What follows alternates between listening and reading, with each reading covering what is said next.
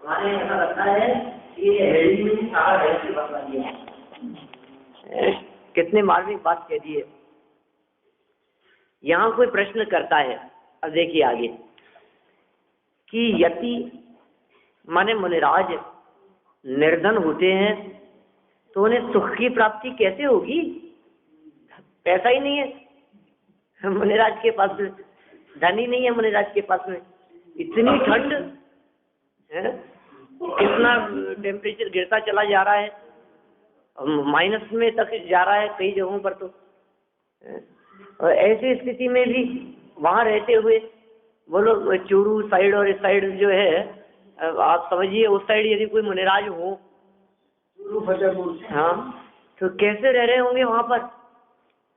मतलब जम जाए, घड़ों के अंदर पानी जम गया, आप सोचो अब पानी कैसे पिए? बाल्टी में पानी भरा था, वो पानी बर्फ हो गया, अब उसको कैसे पिए? ऐसी स्थिति में वे मुनिराज कैसे रहते होंगे? हमें तो ऐसे लगता है कि मुनिराज को सुख की प्राप्ति कैसे होती होगी, वे तो बहुत दुखी होंगे। अरे ऐसा लगता है कि शायद दुखी इसलिए भोगते होंगे कि सुखी हो जाएं, खूब कष्ट पाते हैं।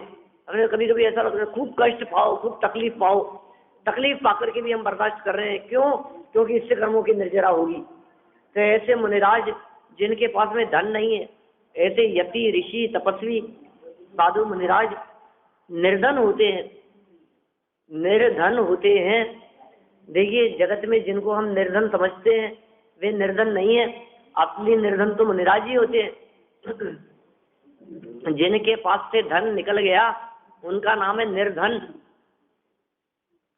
धन की कमी भले ही हो, लेकिन ऐसे निर्धन व्यक्ति आपको गृहस्थों में ढूंढने से भी नहीं मिलेंगे। आप कहोगे साहब ये तो निर्धन है, नहीं नहीं साहब इनके पास तो कुछ नहीं है, कि 2 रुपए तो है, अरे उससे क्या होता है? तो आप निर्धन नहीं कह सकते, धन तो है उनके पास में। 1 पैसा भी है तो भी धन है। 1 पैसा भी यदि है उनके पास में तो धन है। और 1 पैसा मात्र भी जिनके पास में नहीं है, जिन्होंने 1 पैसे का भी त्याग कर दिया है, छोड़ दिया है, जिन्होंने धन का पूरी तरह त्याग कर दिया है, वे असलियत में निर्धन है। मात्र परिग्रह भी हो तो मुनि नहीं है। हाँ, सब परिग्रह का त्याग कर दिया। देखो उन्हें सुख की प्राप्ति कैसे होगी? कैसे होगी उनको सुख की प्राप्ति? उसका उत्तर देते हुए कहते हैं कि जगत में निर्धन और धनवान सभी जीव दुखी हैं। जगत की क्या बात करें हम, जगत में तो सुखी कोई है ही नहीं, सब दुखी दुखी दिखाई देते हैं। इस संसार में जीव सुखिया कोई नजर नहीं आता, हमारे को सब दुखी नजर आते हैं। ऐसा लगता है कि सब मानो दुखियों का समुदाय हो। तो ऐसा कई सुखी, अरे वो सुखी नहीं है जो तुम्हें सुखी दिखते हैं, उन्हें दुख की ही कुछ कमी है।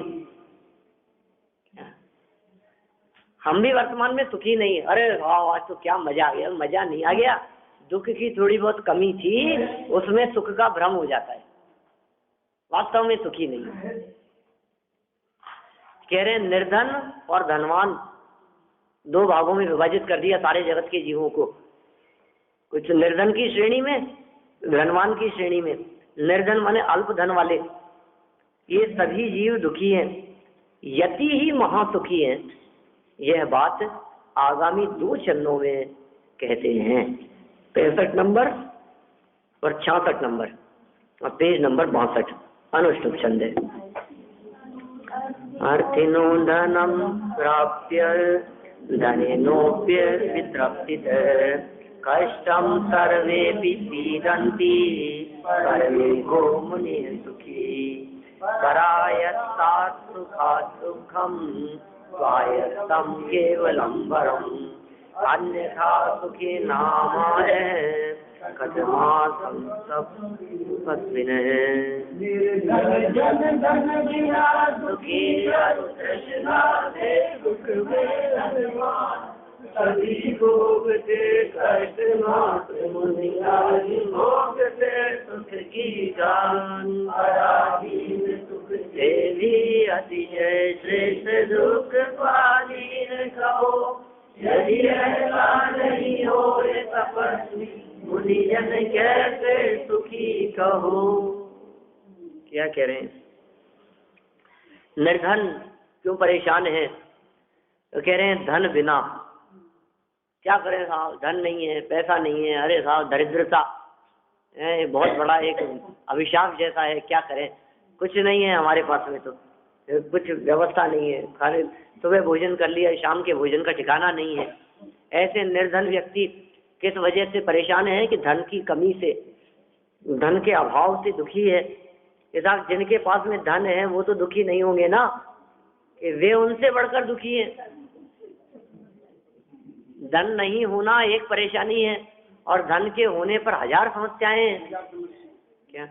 लेने वाले, मांगने वाले, खा जाने वाले, लूट लेने वाले, चोरी कर लेने वाले हैं, उसको संभालना है, उसको किस तरह से उपयोग में लेना, क्या करें, ये अनेक प्रकार की समस्याएं हैं। और फिर इतना ही नहीं है, इसके साथ साथ में जितना बढ़ता चला जाता है वो बढ़ा हुआ नहीं लगता है, वही कम लगने लगता है। तो ऐसी तृष्णाएं होने से वो धनवान व्यक्ति भी बहुत अधिक दुखी है, बढ़ता ही चला जाता है। शहर में रहते थे, एक छोटा सा मकान था और कॉलोनी में एक बड़ा मकान बना लिया, तो ऐसे लगता है इस कॉलोनी में तो है, उस कॉलोनी में भी होना चाहिए, यहाँ तो है ही। अरे शिखर जी जाते हैं, ठहरने की बहुत परेशानी होती है, एक कमरा तो अपना यहाँ भी होना ही चाहिए। महावीर जी के अंदर वो फ्लैट्स बन रहे हैं, एक फ्लैट तो अपना भी होना ही चाहिए, वहां भी कभी जाओ तो, कभी भी जाओ, एक आध दिन ठहरे आओ, महावीर जी जाओ।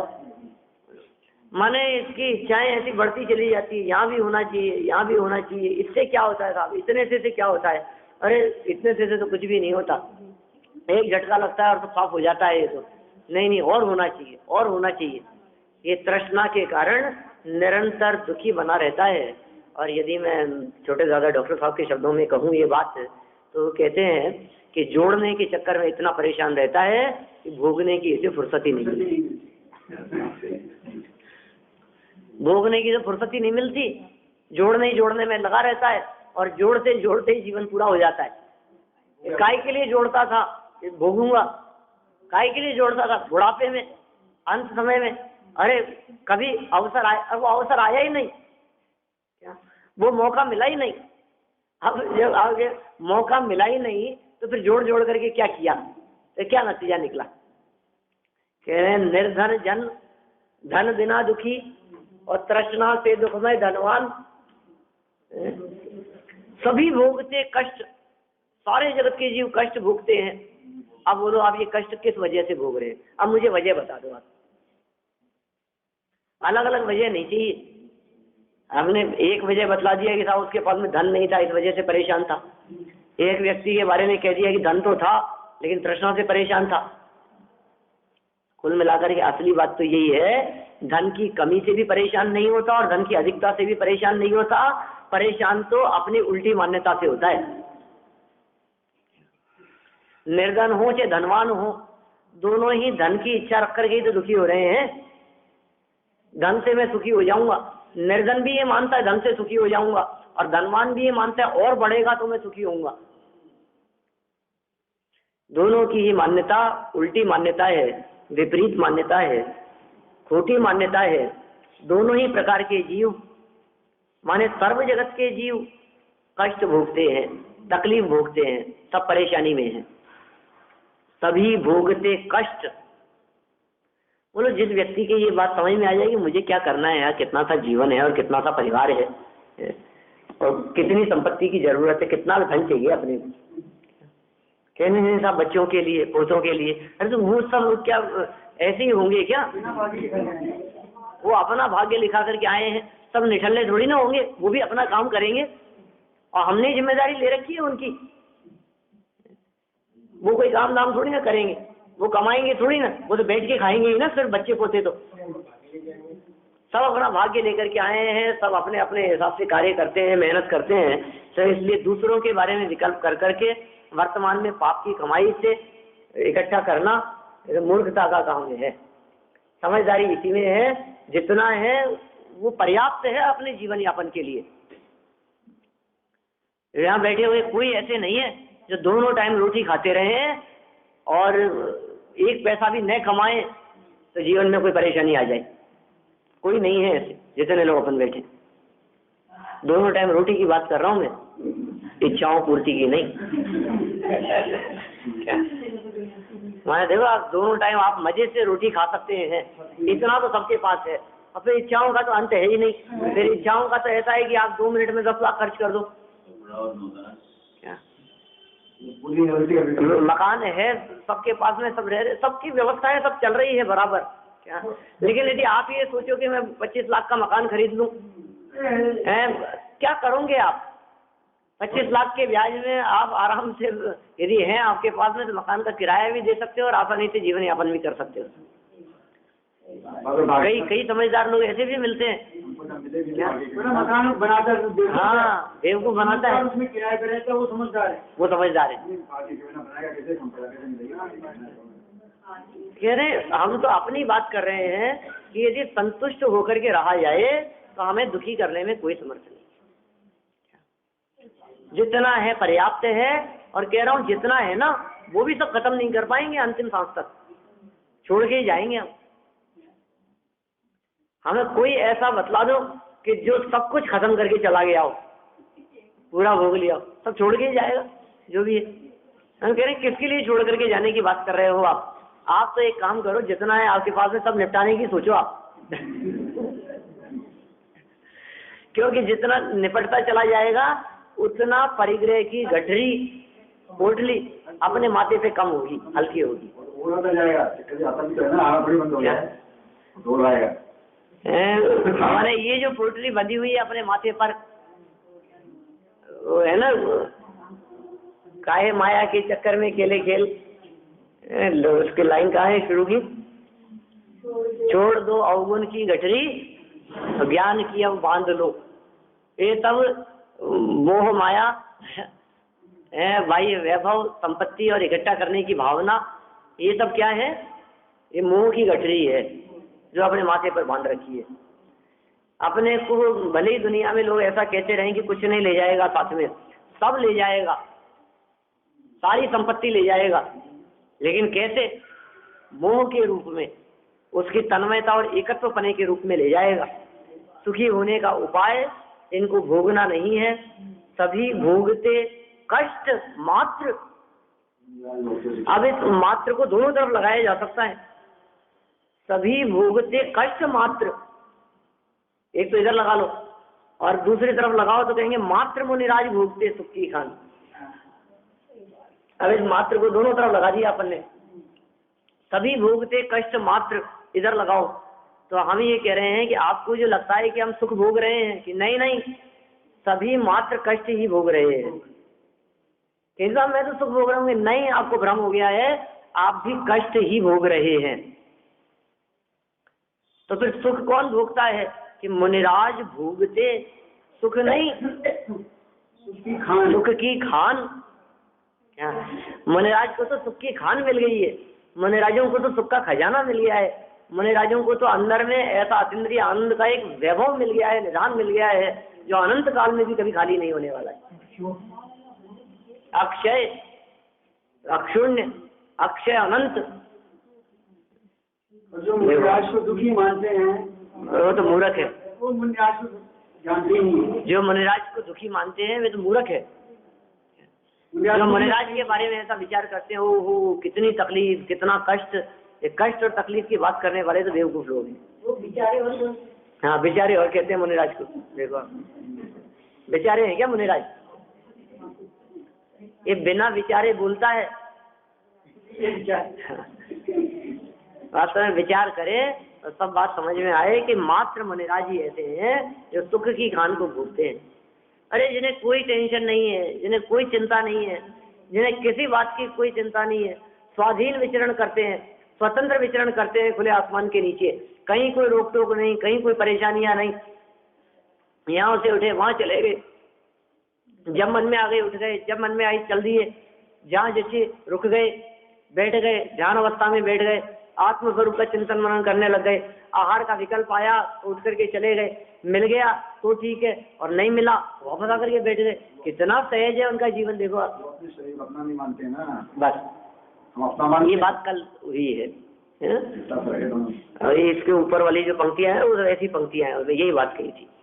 और यही एकमात्र सुखी होने का रास्ता है। सभी भोगते कष्ट, मात्र मुनिराज भोगते सुख की खान। पराधीन सुख से भी अतिशय श्रेष्ठ दुख स्वाधीन कहो। यदि ऐसा नहीं हुए तपस्वी मुनिजन कैसे सुखी कहो। क्या अर्थ इसका, क्या बात कहना चाह रहे हैं? अरे भैया, जिसको आप सुख मानते हो, पहले ये बताओ आपका ये सुख स्वाधीन सुख है या पराधीन सुख है? बस इतना पूछ लेना आप। यदि पराधीन सुख है तो फिर वो सुख नहीं है, क्योंकि पराधीनता तो दुख रूपी होती है। पराधीन सुख नहीं। आपको यदि ऐसा लगता है कि साहब अपने पास तो सब सुविधाएं हैं, बटन दबाते ही, एक बटन दबाया और ऐसा हो जाता है, बटन दबाते ही ऐसा हो जाता है, सब सुविधाएं हैं अपने पास तो। लेकिन भाई साहब वो तो बटन के अधीन है ना, वो मशीनरी अपने अधीन नहीं है ना, वो भी बिजली के अधीन है ना। लाइट नहीं आ रही है तो क्या हुआ, फिर बटन काम करेगा?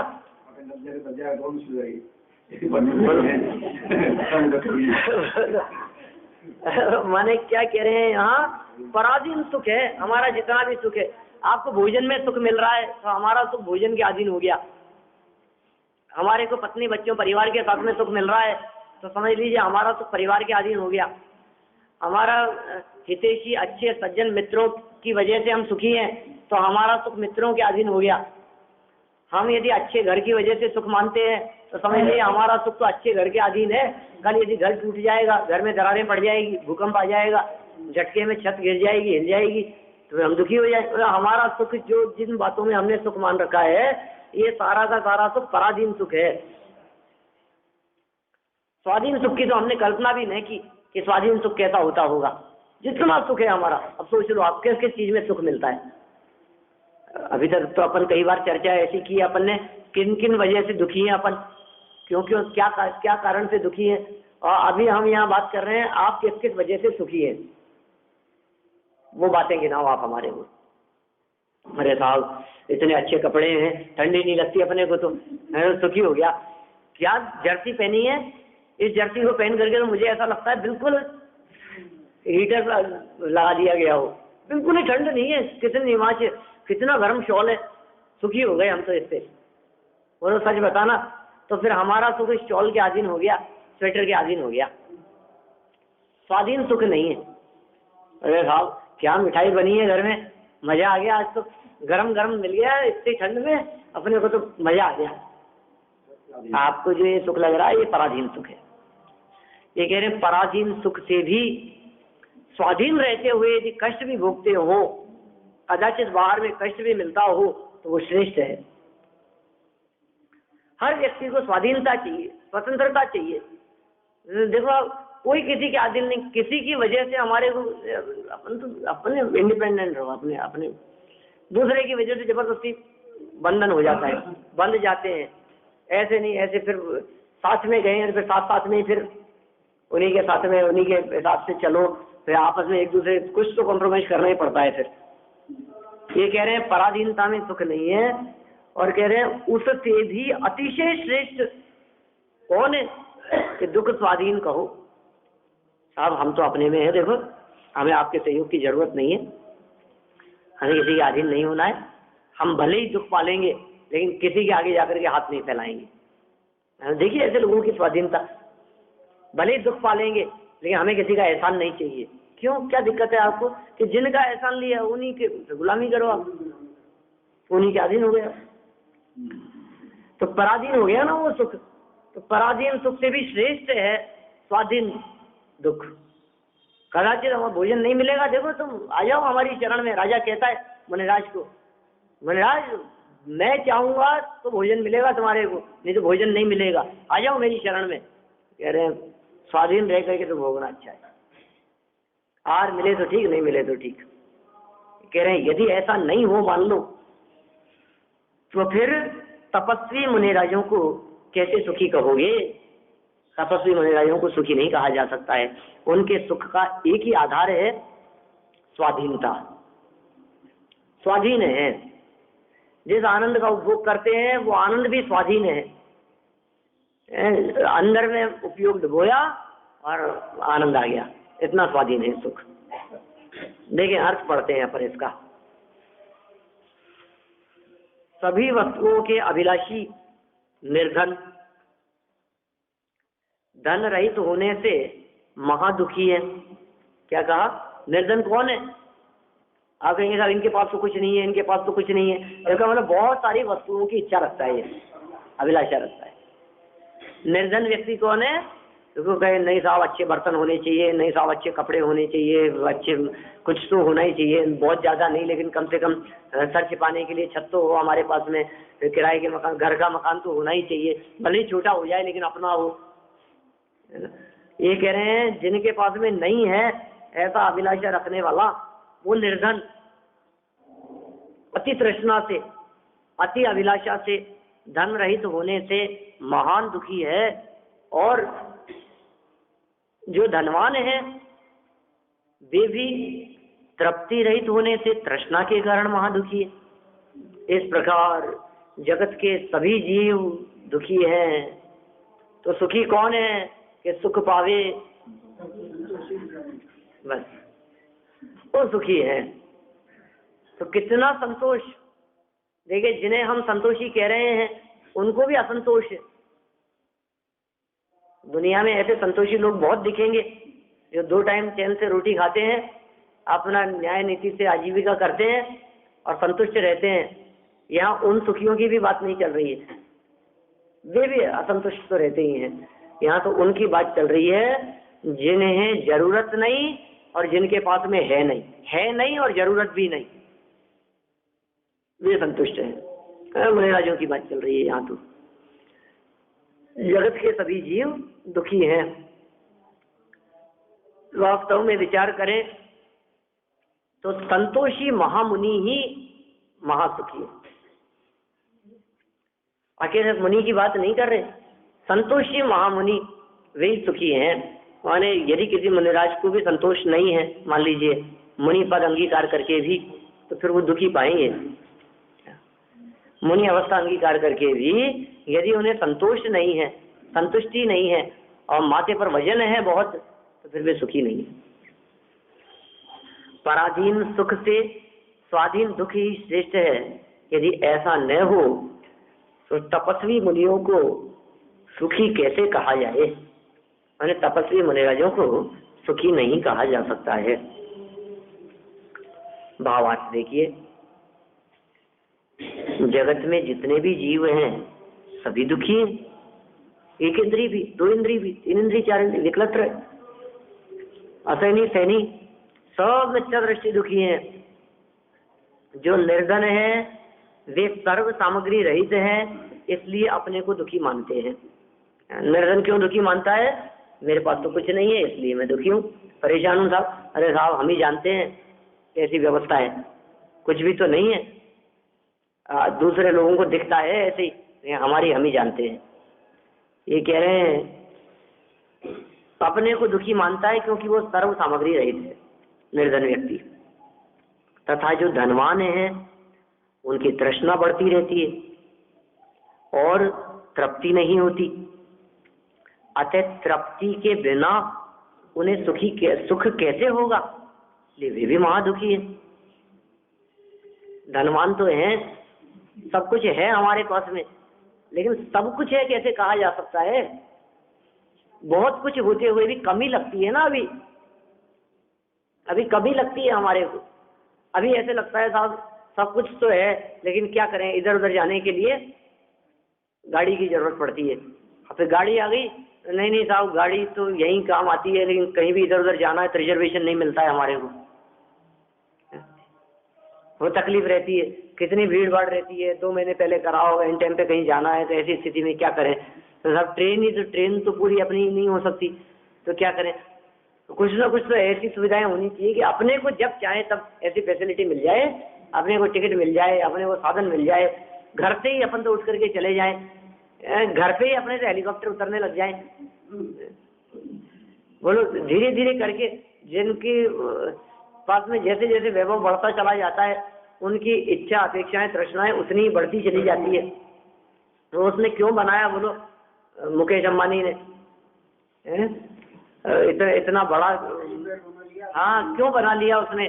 जरूरत महसूस होती है, क्या करे, उसके बिना काम नहीं चलता। तो जिनके पास में जितना पैसा होता चला जाता है उनकी तृष्णाएं भी उतनी ही बढ़ती चली जाती है। तृष्णा बढ़ती रहती है और तृप्ति नहीं होती, तृप्त नहीं होता। कि क्यों नहीं होता? कि ये तृष्णा ईंधन के समान है, जितना इसमें डालते हैं सब स्वाहा होता चला जाता है। तृष्णा की खाई खूब भरी पर रिक्त रही, वह रिक्त रही। गजब कर रहे हो आप, खूब भरी तो फिर रिक्त कैसे रही? कि जो जो अंदर डालते जा रहे थे सब स्वाहा होता जा रहा था। तृष्णा रूपी खाई में जो कुछ भी हमने समर्पित किया हम डालते जा रहे थे और फिर स्वाहा होता जा रहा था। तो तृष्णा की खाई में जो भी गया फिर स्वाहा, फिर तृष्णा की खाई में जो गया स्वाहा, फिर तृष्णा की खाई में जो डाला फिर स्वाहा, खत्म खत्म खत्म। जैसे अग्नि कभी ईंधन से तृप्त नहीं होती, पीछे दिया था ऐसा उदाहरण, ध्यान होगा आप लोगों को। जिस प्रकार अग्नि कभी ईंधन से तृप्त नहीं होती, उस प्रकार तृष्णा और इच्छाएं कभी सामग्रियों से शांत नहीं होती, पूरी नहीं होती, बढ़ती ही चली जाती है। जिस प्रकार ईंधन से घी से अग्नि और अधिक बढ़ती है, बुझती नहीं है, ठीक उसी प्रकार बाह्य सामग्रियों को इकट्ठा करने से ये तृष्णाएं पूरी नहीं होती, अपितु और अधिक बढ़ती ही रहती है। ये कह रहे हैं यहाँ तृष्णा बढ़ती रहती है और तृप्त नहीं होती, अतः तृप्ति के बिना उन्हें सुख कैसे होगा? इसलिए वे भी महादुखी है। आगे देखिए, शास्त्र में मुनियों को ही सुखी कहा है, औरों को नहीं। सच्ची बात तो यही है भैया। शास्त्रों के अंदर जहाँ सुखियों की चर्चा आई है, वे कहते हैं मुनिराज ही एकमात्र सुखी है। अंदर में सुख का उपभोग है, महादुखी की बात चल रही है साहब, वो भी दुखी है।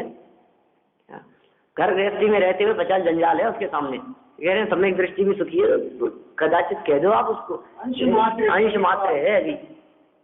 ये महासुखी, सुख सरोवर अंदर में जिसके उछलता है, ऐसे तो मुनिराज ही है।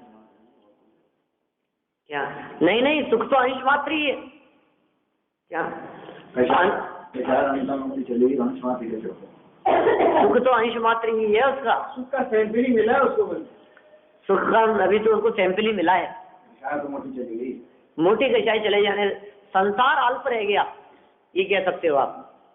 संसार लंबा नहीं है, अनंत संसार घट गया, अनंत संसार कट गया, कर्मों के पुंज चले गए।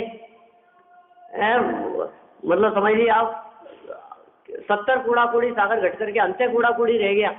ये सब बातें बराबर है, लेकिन सुख की जहां बात आएगी, बहुत सुखी नहीं है। बहुत सुखी तो मुनिराज जी कहलाएंगे।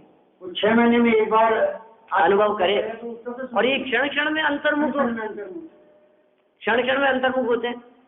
यार मुनिराजों से तुलना कर रहे हैं भाई, सम्यक दृष्टि और मुनिराज दोनों में कितना फर्क है। देखो मुनिराजों का जीवन अभूतपूर्व है, अद्भुत है मुनिराजों का जीवन। बाहर में जिनके तन पे न तार, अंतर में जिनके आनंद अपार, ऐसे मेरे मुनिवर हैं। बारंबार नमो, रमेश जी ऐसा का भजन है। बाहर में जिनके तन पे न तार, अंदर में जिनके आनंद अपार, ऐसे मेरे मुनिवर हैं। बारंबार नमो, ऐसे मेरे गुरुवर हैं। बारंबार नमो। बाहर में तो बाहरी दशा भी बतला दी, अंतरंग दशा भी बतला दी। बाहर में तो तार मात्र भी नहीं है, धागा मात्र भी नहीं है, किंचित मात्र भी परिग्रह नहीं है, और अंदर में अपार आनंद है। ऐसे मुनिराज हैं। ये मुनिराजों के गुणों की प्रशंसा आगे करेंगे, कल पढ़ेंगे उनको। अभी देखिए आप क्या कहते हैं यहाँ। शास्त्र में मुनियों को ही सुखी कहा है, औरों को नहीं। हेलो साहब, अब जब शास्त्र ही ये कह रहे हैं कि मुनिराज ही सुखी है और नहीं, शुद्धोपयोगी हैं, प्रचुरता है, प्रचुर स्व संवेदन का अनुभव करते हैं। जगत में सभी सुखी पराधीन है। जगत के सुखियों की बात करें अपन, जगत के सभी सुखी पराधीन है, अतः पराधीन सुख से स्वाधीन दुख ही श्रेष्ठ है।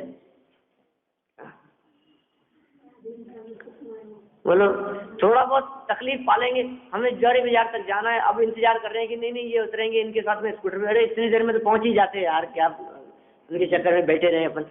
ठीक है, स्वाधीनता जहाँ है तो कोई बात नहीं, पैदल भी चल सकते हैं, लेकिन गाड़ी पर बैठने के चक्कर में पराधीनता है, 15 मिनट इंतजार करना पड़ गया हमारे को, तो क्या दम है, 2 किलोमीटर चल नहीं सकते हम पैदल।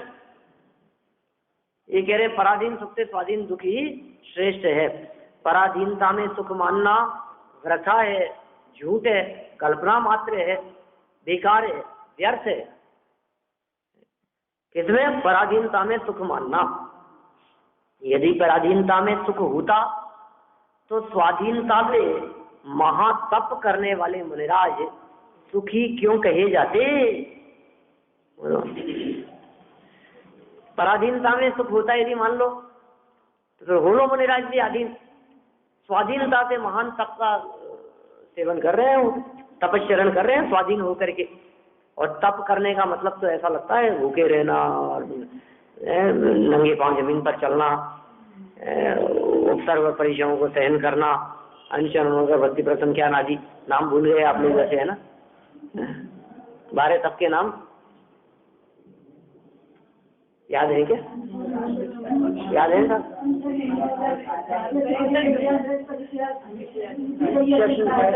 हाँ, प्रायश्चित, विनय,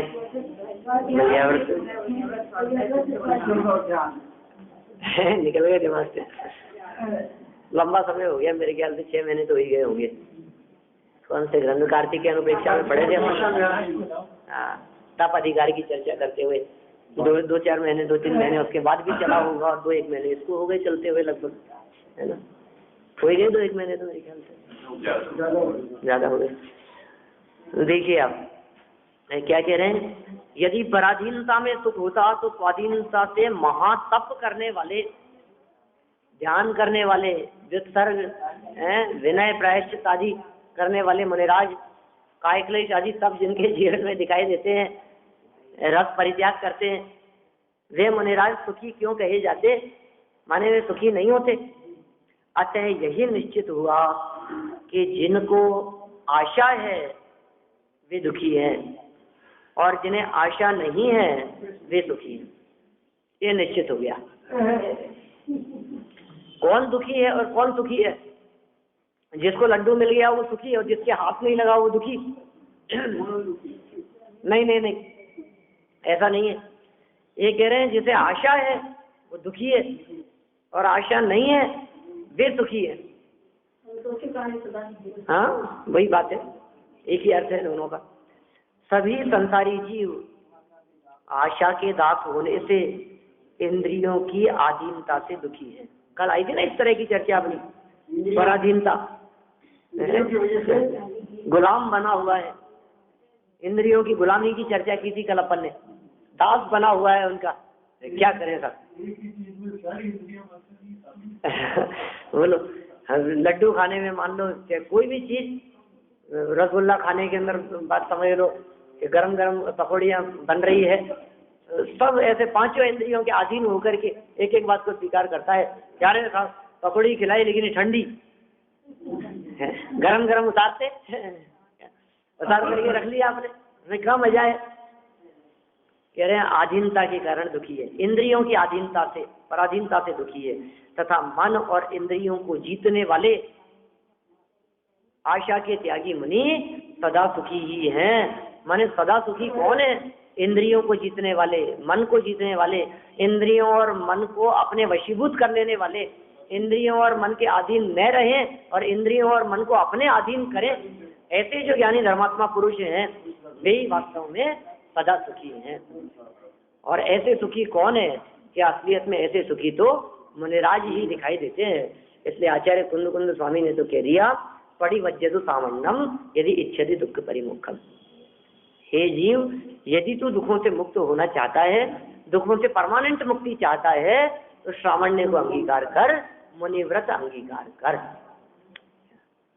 आशा तृष्णा को छोड़ें और संयम से अपने जीवन को बिताएं, वे ही वास्तव में सुखी हो सकते हैं। इस तरह अपने को यहाँ प्रेरणा दी।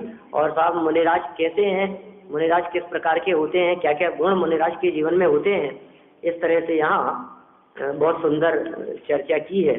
3 छंद दिए हैं,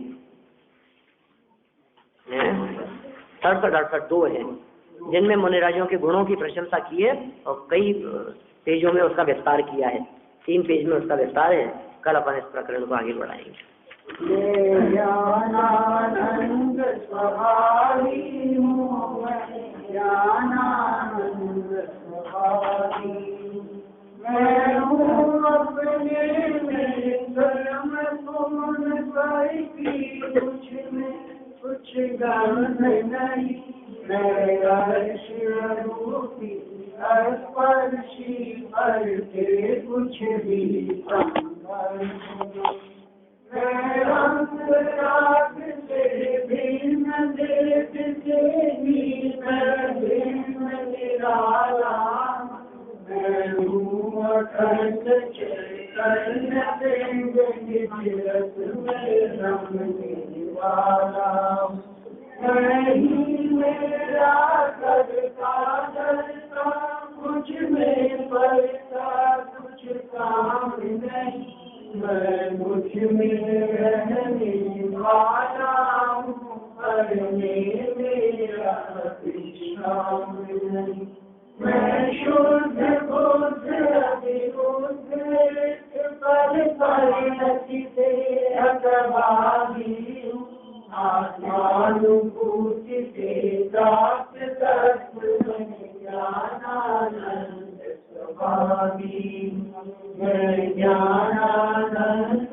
स्वभावी, मैं ज्ञानानंद स्वभावी, नाश बिल्कुल प्रकाश बिल्कुल बाबा परिभाष बिल्कुल मानुषी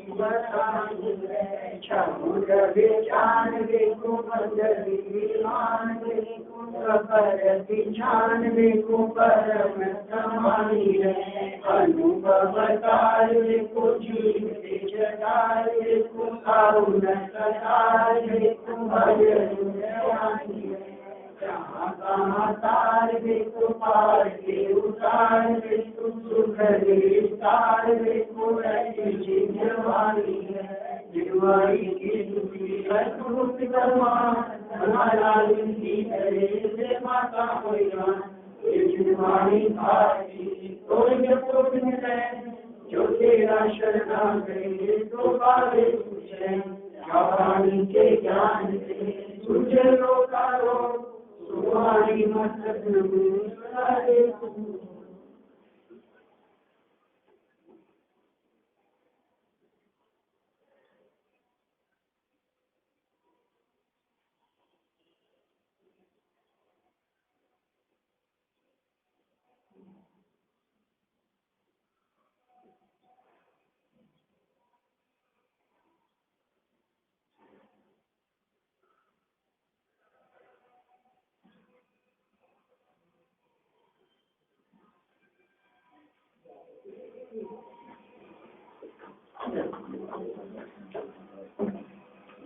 रोज वाली शादी